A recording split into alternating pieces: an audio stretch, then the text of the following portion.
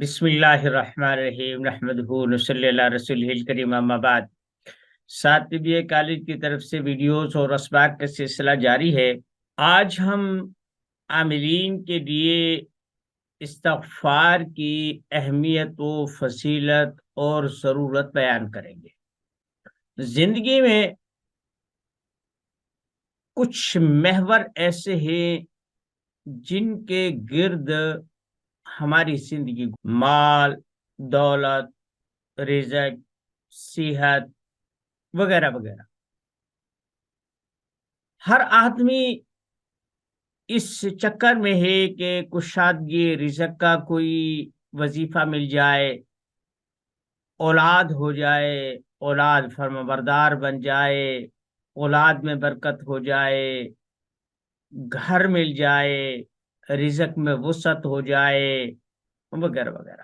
یہی پوری زندگی کا حاصل بھی ہے اور یہی چیز انسان کو الٹے پلٹے کام کرنے کے لیے مجبور کر۔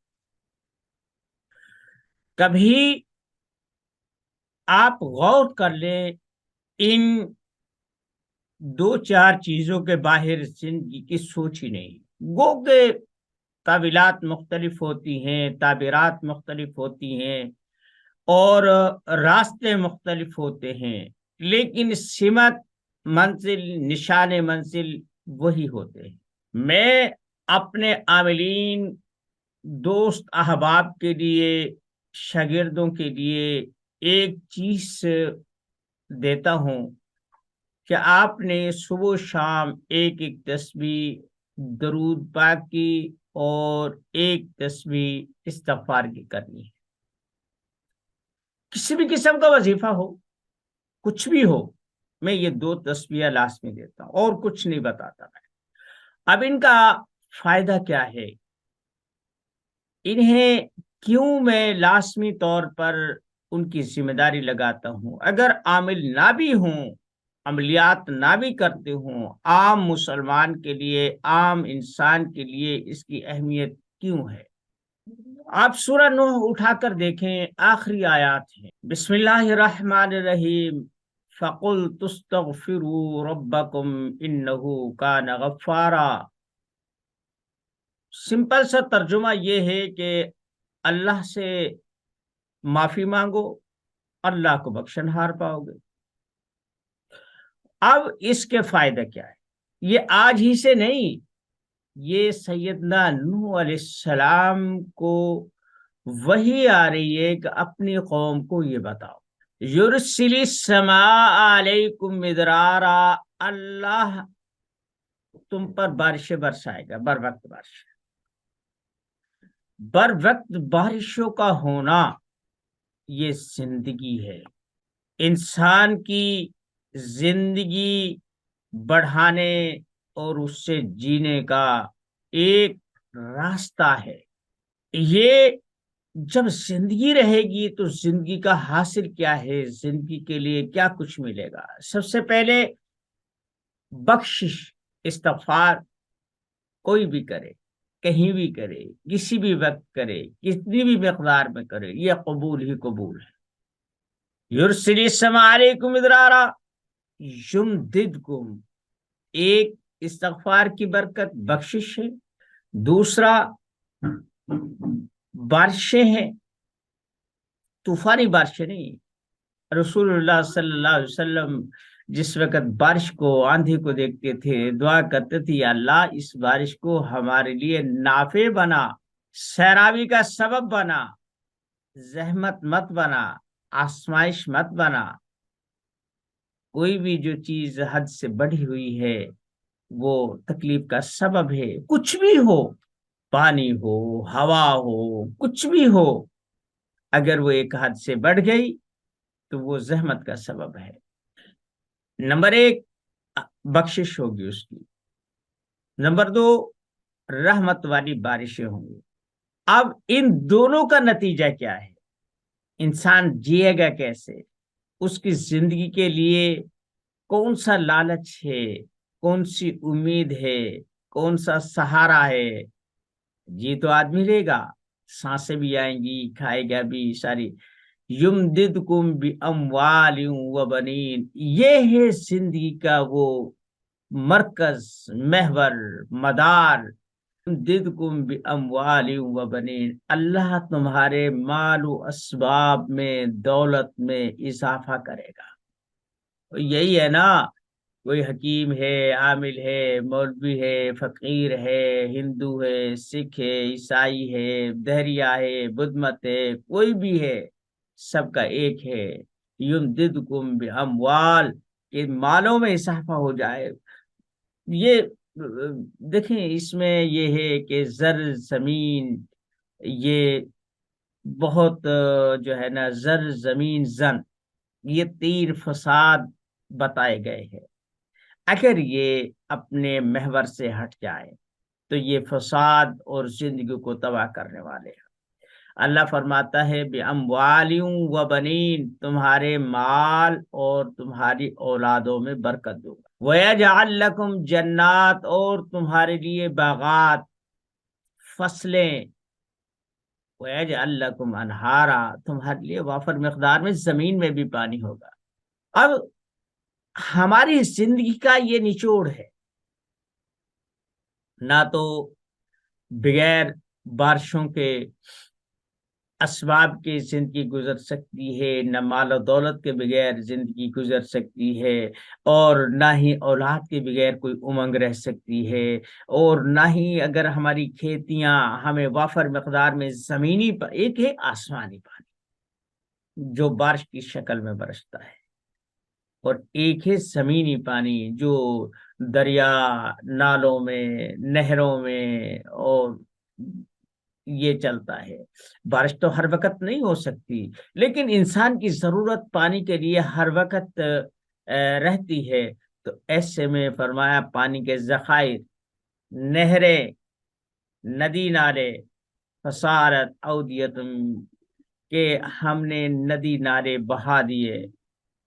یہ استغفار کی برکات، جن کا کرے، بھوت کا کرے، ہمزاد کا کرے، کسی کا نفع نقصان کا کرے، کسی بھی قسم کا عمل کرے، کسی دشمن کو مارے، دوست کو بنائے، کسی مطلوب کو حاصل کرے، بات تو یہ ہوتی ہے کہ انسان کو تسکین ملے، انسان کو راحت ملے، انسان کی سوچ یا بڑھ جائے تو ہوس پوری ہو، ہوس پوری ہو.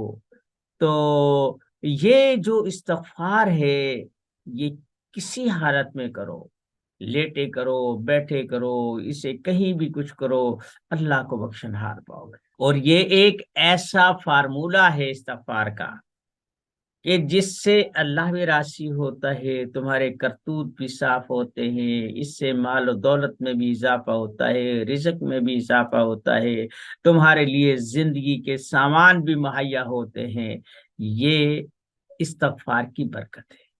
میں اس لیے اپنے متعلقین کو کہتا ہوں کہ صبح کے وقت بھی، شام کے وقت بھی ایک ایک تسبیح استغفار کی، ایک ایک تسبیح درود پاک. اب بہت سارے لوگ نکات نکالتے ہیں، چھوٹی چھوٹی سی باتیں پوچھتے ہیں، جناب استغفار پہلے کیا جائے یا بعد میں کیا جائے، درود تسبیح پہلے ہوگی یا بعد میں ہوگی؟ تو بھائی بات پتہ کیا ہے، استغفار ہے صابن ہے جس سے میل صاف ہوتا ہے. اور عام زندگی میں ہم پہلے کپڑے صاف کرتے ہیں، وجود صاف کرتے ہیں، پھر خوشبو لگاتے ہیں. تو پہلے ہم استغفار کریں گے اور اس کے بعد پھر ہم درود پاک پڑھیں گے، خوشبو لگائیں گے. درود تو خوشبو ہے، ایک تحفہ ہے، اور یہ ایک ایسا عمل ہے رب کا کائنات بھی کرتا ہے، فرشتے بھی کرتے ہیں، ہمیں بھی حکم ہے تم بھی کرو. ان اللہ وملائکتہ یصلون علی النبی یا ایھا الذین آمنوا صلوا علیہ وسلموا تسلیما. بھائی میں بھی کرتا ہوں، میرے فرشتے بھی کرتے ہیں، جو نظام کائنات کو چلا رہے ہیں. ایک جس نے نظام کائنات بنایا ہے، جس نے کائنات بنائی ہے، وہ بھی پڑھ رہا ہے. یہ ایک ایسا عمل ہے، صرف واحد عمل ہے جسے اللہ نے کہا میں بھی کرتا ہوں. تو جسے اللہ بھی کرے، اس کے نظام پر معمور فرشتے بھی کریں، اور اس سے میرے نبی کے ساتھ رابطہ بھی ہو، تو عمل میں برکت کیوں نہ ہوگی؟ تو اس لیے درود پاک پہلے استغفار کرو۔ میرا جو طریقہ کار ہے، میں اعوذ باللہ بسم اللہ پڑھتا ہوں، پھر ایک آیت پڑھتا ہوں، یہ 5ویں پارے کی آیت ہے، وَلَوْ أَنَّهُمْ إِذ ظَّلَمُوا أَنفُسَهُمْ جَاءُوكَ فَاسْتَغْفِرُوا اللَّهَ وَاسْتَغْفَرَ لَهُمُ الرَّسُولُ لَوَجَدُوا اللَّهَ تَوَّابًا رَحِيمًا، کہ جب یہ تیرے پاس آئے نا اور استغفار کی فرمائش کرے، آرزو کرے، تو ان کے لیے آپ استغفار کر دیجئے، اللہ کو بخشن ہار پاؤ گے۔ میں یہ پڑھتا ہوں، ہاں میں گنہگار ہوں، میں آیا ہوں، پھر استغفر اللہ من کل ذنب واتوب الیہ پڑھیں، استغفر اللہ الذی لا الہ الا هو الحی القیوم پڑھیں، اور پھر ایک جس سے سید الاستغفار کہتے ہیں، اگر وقت ہو تو وہ پڑھ لیا کرے، وہ اللہم انت ربی لا الہ الا انت خلقتنی وانا عبدک وانا علی عہدک، بڑا جامع قسم کا استغفار ہے۔ اس میں اتنے اسرار اور اتنے بھید اور راز پنہا ہیں کہ آدمی اس پر غور کرتا ہے تو آنکھیں کھلی کی کھلی رہ جاتی ہیں۔ اگر وقت ہو تو یہ پڑھ لیا کرے، جلدی ہو تو استغفر اللہ من کل ذنب واتوب الیہ یہ بھی پڑھ لے، یا جو بھی کچھ ہے، استغفر اللہ بھی کہتے ہیں۔ اب دیکھیں اس کی اتنی فضیلت ہے، عملیات میں اس کی اہمیت کیا ہے؟ یہ تو فوائد تھے جو قرآن کریم نے بتائے۔ ہمارا ایمان ہے کہ سورج ادھر سے ادھر کا ہو سکتا ہے، آسمان نیچے، زمین اوپر جا سکتی ہے، یہ نظام تباہ ہو سکتا ہے، برباد ہو سکتا ہے، ہماری آنکھیں، ہماری قوت شہمہ اور قوت سامعہ اور قوت نطق وغیرہ، یہ سب چیزیں معطل ہو سکتی ہیں، لیکن میرے نبی کا فرمان غلط نہیں ہو سکتا، میرے نبی کی بات غلط نہیں ہو سکتی، ایک شوشہ بھی غلط نہیں ہو سکتا۔ جو میرے رب نے فرما دیا، میرے نبی نے فرما دیا، میری عقل میں آئے نہ آئے، میری سمجھ میں آئے نہ آئے، یہ عقل ہے ہی کتنی، اس کی بساطی کیا ہے کہ جو رب کے اور اس کے رسول کے احکامات میں اپنی وہ گنڈی اڑائے؟ نہیں، یہاں ماننا ہے، اسلام کا معنی تابع داری ہے۔ میں یہ نہیں کہتا کہ آپ عقل استعمال مت کریں، بلکہ میں یہ کہتا ہوں کہ ضرور کریں، لیکن حتمی طور پر نہیں۔ اگر کوئی چیز سمجھ میں نہیں آتی تو اس طرف نقص نہیں ہے، نقص اپنے آپ میں ہی کہ میں اسے سمجھ کیوں نہیں سکا۔ ایک پرفیکٹ چیز ہے، ایک مکمل ضابطہ حیات ہے، لیکن میری ضرورت کو پورا نہیں کر رہا، میری سمجھ میں نہیں آ رہا، میری عقل اتنی ٹیڑھی کیوں ہے، میری عقل میں اتنا پھیر کیوں ہے کہ میں ایک سیدھی سی بات کو، فطرت کو نہیں سمجھ سکتا۔ اللہ، اس کے رسول کا فرمان فطرت ہے، اگر ہم تک یہ چیز سے ٹھیک انداز میں پہنچی ہیں تو جو قوانین ان کے خلاف ہیں اور جو باتیں ان کے خلاف ہیں، پھر یقین مانیے یا تو وہ غلط ہیں یا پھر ہماری سوچ غلط ہے، ہم پروپیگنڈا کا شکار ہیں۔ وہ چیز حقیقت ہے، اور حقائق کبھی جھوٹے نہیں ہوتے، حقائق میں کوئی گنجائش نہیں ہوتی، یہ فطری قوانین، نیچرل لا ہیں، جن کو کبھی آپ بدلا ہوا نہیں پائیں گے۔ ولن تجد لسنت اللہ تبدیلا، اللہ کی روش کو، اللہ کے کام کو کبھی بدلا ہوا نہیں پاؤ گے۔ ولن تجد لسنت اللہ تحویلا، ان کو اپنی جگہ سے ہلتا ہوا بھی نہیں پاؤ گے، یہ جیسے ہیں، جہاں ہیں، جس وقت بھی ہیں، یہ اٹل ہیں، انہیں کوئی آدمی ہلا نہیں سکتا۔ تو ایک تو یہ کہ اللہ کا کام، اس کے فرشتوں کا کام، اور عام مسلمانوں کا کام، ان اللہ و ملائکتہ یصلون علی النبی یا ایھا الذین آمنوا صلوا، یہ تو ایک بات ہو گئی۔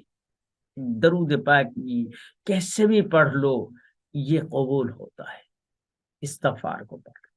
حضرت صلی اللہ علیہ وسلم ارشاد فرمایا کہ میں بھی 70 مرہ 70 بار استغفار کرتا ہوں، کیونکہ میرے دل پر جب کام کرتا ہوں، دن بھر لوگوں میں کھلتا ملتا ہوں، کچھ باتیں ہو جاتی ہیں، میرے دل پر ایک ہلکا سا غبار آ جاتا ہے، میں اسے دور کرنے کے لیے استغفار پڑھتا ہوں۔ اولاد نہیں ہے۔ اب دیکھیں اس میں کیا ہے، کسی کو مال کی تنگی ہے، قرض ہے، یا وسائل کی تنگی ہے، تو اس میں فرمایا یمددکم باموال و بنین، تو جس سے وسائل کی تنگی ہے، مال کی تنگی ہے، استغفار پڑھے، جس سے اولاد نہ ہوتی ہو استغفار پڑھے، یمددکم باموال و بنین، کہ اسے میں اولاد دوں گا۔ اگر کسی کا رزق کم ہے تو یہی پڑھے۔ اور یہ چیز سے کام کب آتی ہے؟ جب آدمی صحت مند ہوتا ہے۔ تو آج کا ہمارا سبق یہ ہے کہ استغفار اور درود پاک کہ ہم عاملین کے لیے کیوں منتخب کرتے ہیں، کیوں ضروری قرار دیتے ہیں۔ دیکھیں کوئی بھی عمل کتنا بھی پاورفل ہو، کتنا بھی اہم ہو، لیکن اللہ اور اس کے رسول کے فرمان کے سامنے وہ گد راہ ہے، اس کی کوئی حیثیت نہیں ہے۔ اس کی فضیلت اور اس کی ضرورت یہ جب اللہ پوری فرما رہا ہے، اس کے نبی سے وابستگی ہو رہی ہے۔ جب آپ بیٹھے نا ایسے ایسے نہیں پڑھ نہیں، آپ تسلی سے بیٹھے، بالکل آرام کی حالت میں بیٹھے، آپ ایسے چوکڑی مار کر بیٹھ جائیں، اتحیات کی صورت میں بیٹھ جائیں، آپ اونٹ جوڑ کر بیٹھ جائیں، جیسے آپ بیٹھ سکتے ہیں ایسے بیٹھے، کوئی پابندی نہیں ہے، جیسے بھی بیٹھے، آنکھیں بند کر لیں۔